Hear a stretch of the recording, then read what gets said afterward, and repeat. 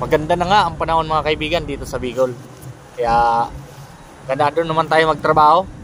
Hindi na masyadong maulan. Putol-putol lang mga kaibigan.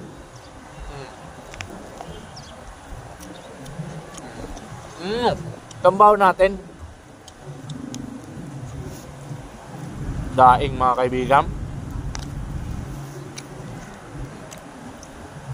Daing na inasal mga kaibigan. Daing na inasal.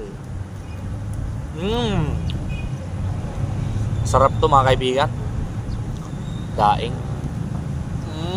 Nom nom. Nom. Magpapasalamat pala tayo mga kaibigan dahil ano na, maganda na ang panahon sa Bicol, no? At salamat dahil maraming tayong biyaya lagi. Maraming daing. Biyaya ang mga kaibigan. Dabis ito sa taglamig. Malamig dito sa Bicol. Putol-putol na yung ulan eh. Putol-putol lang siya eh. Hindi na kagaya nung nakarang araw.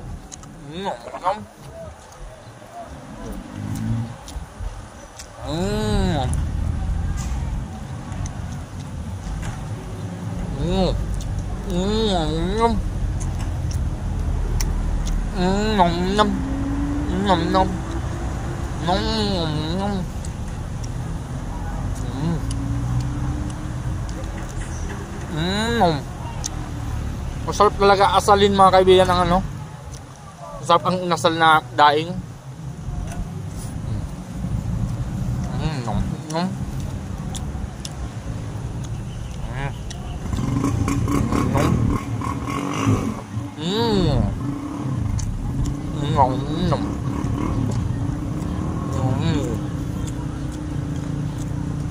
Sarap.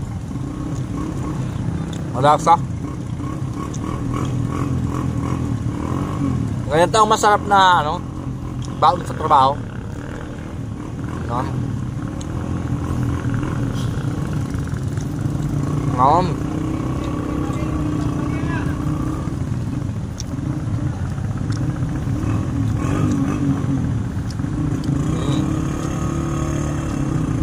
Andito para tayo sa ano, may simbahan ng San Fernando Camarines Sur.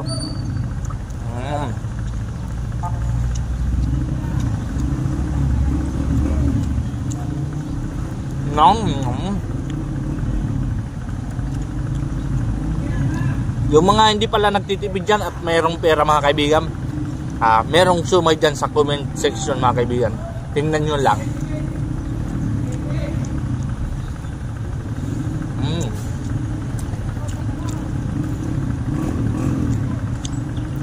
Ngam.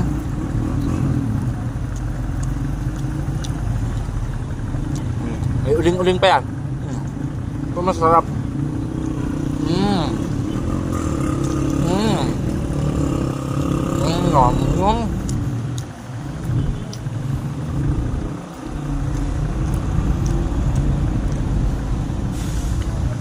The best yan mga kaibigan. Hindi yan pa nagtitipid sa Pilipinas.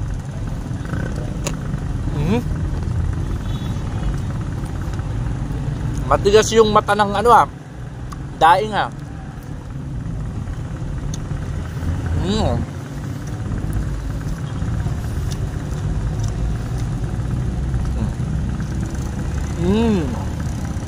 Tapos ng baon natin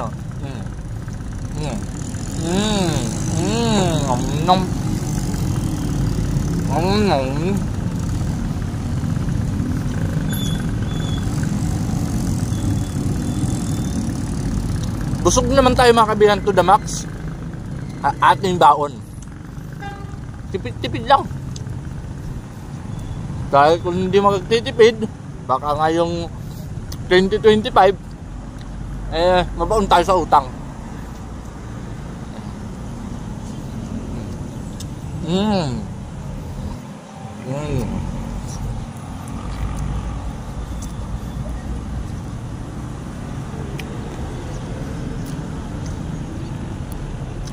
Solve lang tayo mga kaibigan.